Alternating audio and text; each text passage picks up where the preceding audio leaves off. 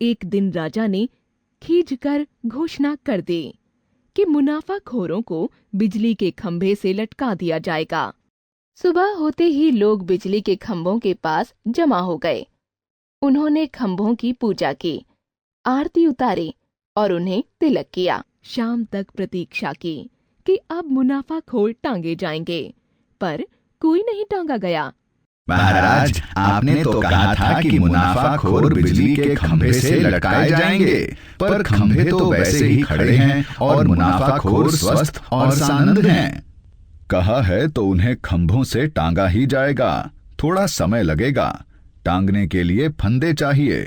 मैंने फंदे बनाने का ऑर्डर दे दिया है। उनके मिलते ही सब मुनाफाखोरों को बिजली के खंभों से टांग दूंगा। पर फंदे बनाने का ठेका भी तो एक मुनाफाखोर ने ही ले लिया है। तो क्या हुआ, उसे उसके ही फंदे से टांगा जाएगा। पर वह तो कह रहा था कि फांसी पर लटकाने का ठेका भी मैं ही ले लूंगा। नहीं, ऐसा नहीं होगा। फांसी देना अभी निजी क्षेत्र का उद्योग नहीं हुआ है। तो कितने दिन बाद वे लटकाए जाएंगे? आज से ठीक 16वें दिन वे तुम्हें बिजली के खंभों से लटके दिखेंगे। सबका मंच से प्रस्थान। दृश्य 2। मंच पर कई खंभे बिछे हैं। एक मजदूर उन्हें इधर उधर रखता हुआ, कुछ लोग उसे हैरानी से देखते हुए। 16वें दिन सुबह उठकर लोगों ने देखा कि बिजली के सारे खंभे उखड़े पड़े हैं। वे हैरान कि रात को न आंधी आई न भूकंप आया, फिर ये खंभे कैसे उखड़ गए। उन्हें एक खंभे के पास एक मजदूर खड़ा मिला।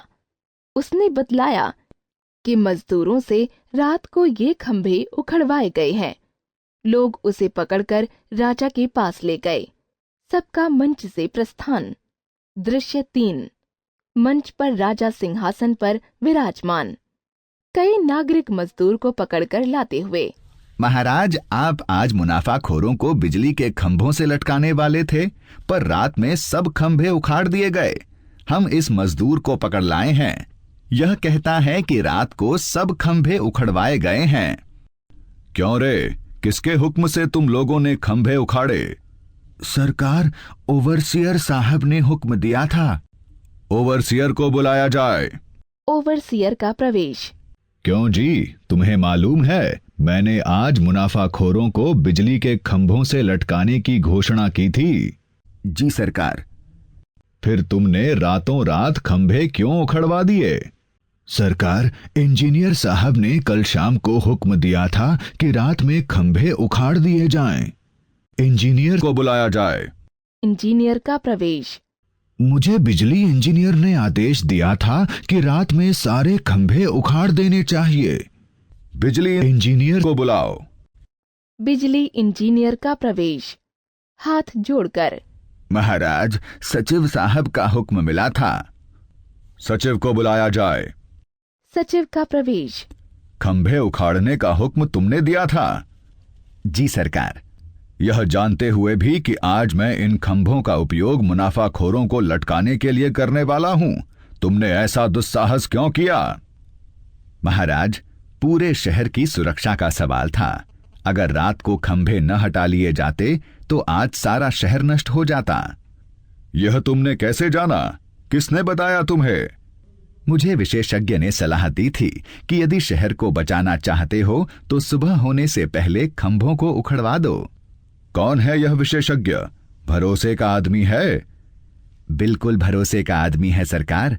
घर का ही आदमी है। मेरा साला है। मैं उसे हुजूर के सामने पेश करता हूं। विशेषज्ञ का प्रवेश।